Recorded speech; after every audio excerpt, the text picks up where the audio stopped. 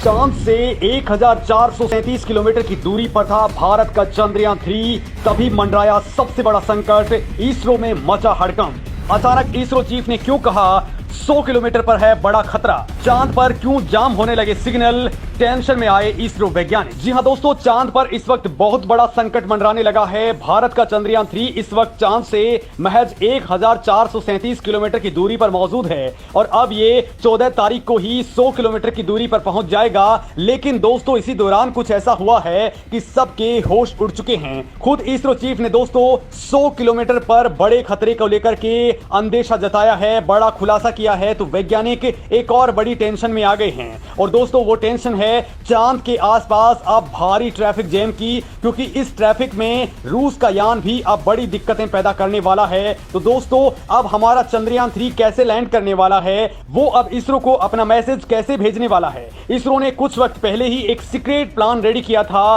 क्या वो अब एक्टिवेट होकर के बड़ा धमाका कर देगा? तो चलिए दोस्तों, ये बात इस वीडियो में मैं आपको बताने वाला हूं, क्योंकि अब चांद को लेकर के बड़ा तूफान आ चुका है। तो चलिए दोस्तों, ये तमाम बातें इस वीडियो के अंदर हम डिकोड करने वाले हैं। सबसे पहले इस ट्रैफिक वाली दिक्कत के बारे में आपको बताता हूं, जिसने इसरो वैज्ञानिकों की टेंशन को बढ़ा दिया है। दरअसल दोस्तों, हमारे चंद्रयान 3 के अलावा इस वक्त चांद पर बहुत सारे यान और भी मौजूद हैं जो दिक्कतें पैदा करने वाले हैं, यानी कि उनके सिग्नल्स भी अब एक दूसरे के साथ में मर्ज हो सकते हैं। लिहाजा ये बड़ी टेंशन क्रिएट हो सकती है। दोस्तों आज की डेट में भारत के चंद्रयान 3 के रास्ते में ट्रैफिक जाम करने की सबसे बड़ी वजह रूस का लूना 25 मिशन बन चुका है। इसके अलावा दोस्तों इसी दौरान नासा का आर्टेमिस प्रोग्राम भी संचालित होना चंद्रमा के रास्ते में ट्रैफिक जाम का बड़ा कारण बन रहा है। दोस्तों चांद के आसपास इस वक्त 6 मून मिशन एक्टिवेट हैं और कई पाइपलाइन में मौजूद हैं। हालात ये है कि जैसे जैसे भारत का चंद्रयान 3 मिशन चांद के चारों ओर अपनी कक्षा को कम करने में लगा हुआ है और ये दक्षिणी ध्रुव पर उतरने की कोशिश कर रहा है, वैसे वैसे चांद के ऑर्बिट में ट्रैफिक की समस्या से आप सभी दो चार हो रहे हैं। चंद्रमा की कक्षा में ट्रैफिक जाम की स्थिति लगातार बनी हुई है।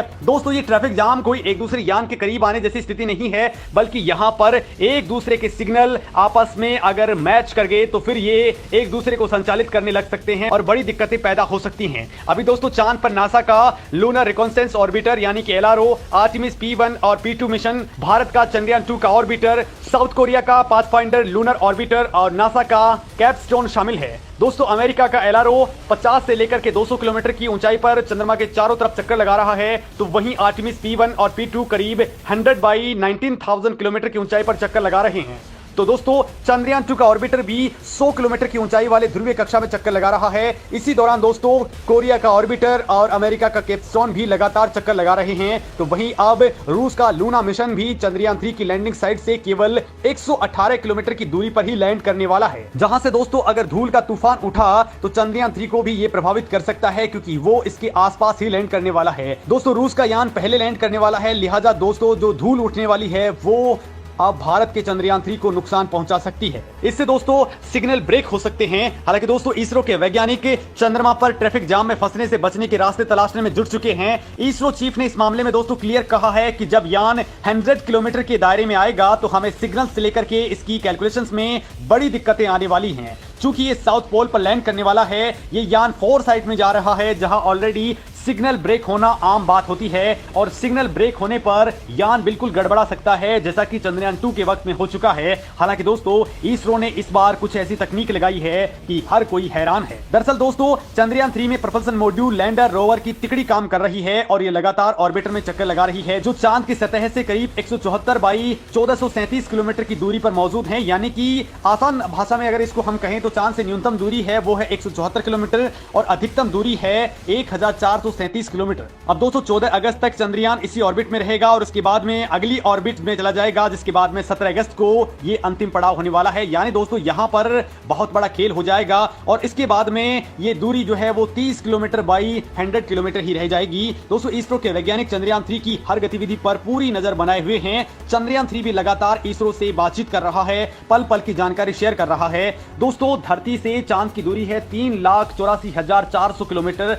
ये समय के हिसाब से घटती और बढ़ती रहती है। और दोस्तों इसी दौरान इसरो अपने telemetry tracking and command network यानी कि IS ट्रैक से हमारे चंद्रयान पर लगातार नजर बनाए हुए है। इसी दौरान दोस्तों आपको पता ही है कि चंद्रयान 3 एक आर्टिफिशियल इंटेलिजेंस वाला रोबोट है, लिहाजा केवल इसरो ही चंद्रयान 3 पर नजर नहीं रख रहा है, बल्कि इसके उलट चंद्रयान 3 भी जब चाहे इसरो से बातचीत कर सकता है। इसके अंदर ऐसे सिस्टम लगाए गए हैं कि अगर सिग्नल ब्रेक होता है तो भी कुछ वक्त बाद में ये इससे संपर्क साध लेते हैं, यानी इसरो के संपर्क में ये अपने आप आ जाता है और इस काम के लिए माध्यम बनता है प्रपल्सन मॉड्यूल, जो अभी चंद्रयान 3 के साथ ही ऑर्बिट के अंदर चक्कर लगा रहा है। हालांकि दोस्तों ये 17 अगस्त को लैंडर और रोवर से अलग हो जाएगा और 23 अगस्त को चांद पर लैंड करने के लिए उतर जाएगा। और दोस्तों जब 23 अगस्त को चांद पर लैंडर उतरेगा तो सॉफ्ट लैंडिंग के बाद रोवर उसके बाहर निकल करके जो भी जानकारियां जुटाएगा वो लैंडर के माध्यम से प्रपल्सन मॉड्यूल तक पहुंचाएगा। और दोस्तों प्रपल्सन मॉड्यूल का काम चांद से जुटाई गई जानकारी, तस्वीरों और दूसरे तथ्यों को सिग्नल्स के माध्यम से इंडियन डीप स्पेस नेटवर्क को भेजने का होगा, जिनको इसरो के वैज्ञानिक डिकोड कर लेंगे। यदि प्रपल्सन मॉड्यूल किसी वजह से काम नहीं कर पाता है तब भी दोस्तों भारत के पास में एक और ऑप्शन मौजूद है और वो है चंद्रयान 2 वाला ऑर्बिटर, जो अभी भी चांद के ऑर्बिट में घूम रहा है। हालांकि दोस्तों इसरो को सिग्नल लॉस का बड़ा खतरा है और इसको लेकर के इसरो ने एक सीक्रेट तैयारी पहले से ही कर रखी है। इसरो अपने स्पेस प्रोजेक्ट्स को सुरक्षा प्रदान करने के लिए टेलीस्कोप और रडार्स का एक तगड़ा नेटवर्क स्थापित कर चुका है, जिसके तहत देश के चारों कोनों में दूरबीन और रडार्स ऑलरेडी डिप्लॉय किए जा चुके हैं ताकि अंतरिक्ष में यान और अंतरिक्ष के मलबे की लाइव ट्रैकिंग की जा सके।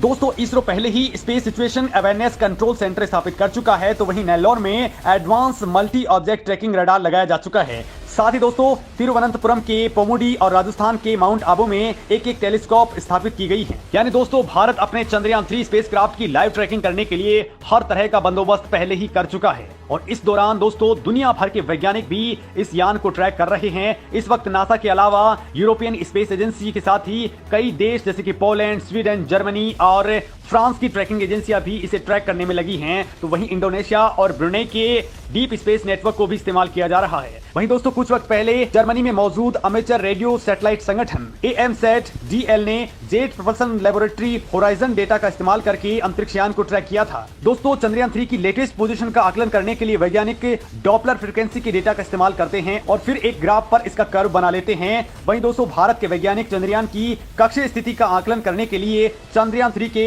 TLE डेटा का इस्तेमाल करते हैं। दोस्तों कुछ वक्त पहले आपने देखा है कि पोलैंड की रोटूस दूरबीन ने भी इसको देखा था। इसके अलावा इसरो ने चंद्रयान पर पूरी तरह से नजर रखने के लिए नासा और यूरोपीय स्पेस एजेंसी के ग्राउंड डेटा का भी इस्तेमाल किया है। वैसे दोस्तों इसरो ने कहा है कि यान के उतरते वक्त दिक्कत जरूर आने वाली है, लेकिन पूरा मामला ऑटोनोमस मोड में रहेगा, जो दोस्तों किसी भी सूरत में फेल नहीं होने वाला है। और करोड़ों भारतीयों के लिए अच्छी खबर यह है कि चंद्रयान 3 के सभी कैमरों ने काम करना स्टार्ट कर दिया है। चंद्रयान 3 ने दुनिया को दिखा दिया है कि चांद से धरती आखिर कैसी दिखती है। इसरो ने जिन पिक्चर्स को रिलीज किया है उसमें समुद्री तूफान के साथ ही चांद पर बने क्रेटर्स भी लगातार दिखाई दे रहे हैं। मतलब दोस्तों हमारा चंद्रयान जैसे जैसे आगे बढ़ रहा है, इसरो के वैज्ञानिकों की धड़कनें जरूर बढ़ रही हैं, लेकिन वो पूरी तरह से कॉन्फिडेंस में हैं। इसरो साइंटिस्ट खुद कह रहे हैं कि ये 100% कामयाब होगा। बड़ी बात यह है कि दोस्तों इसके साथ लॉन्च हुआ रूस का स्पेसक्राफ्ट 50% की एक्यूरेसी ही दिखा रहा है कि 50% की वो सक्सेस हो सकता है, लेकिन हमारा यान 100% कामयाब होना तय माना जा रहा है। दोस्तों इस मामले में आपका क्या कहना है, कमेंट करके जरूर बताएं।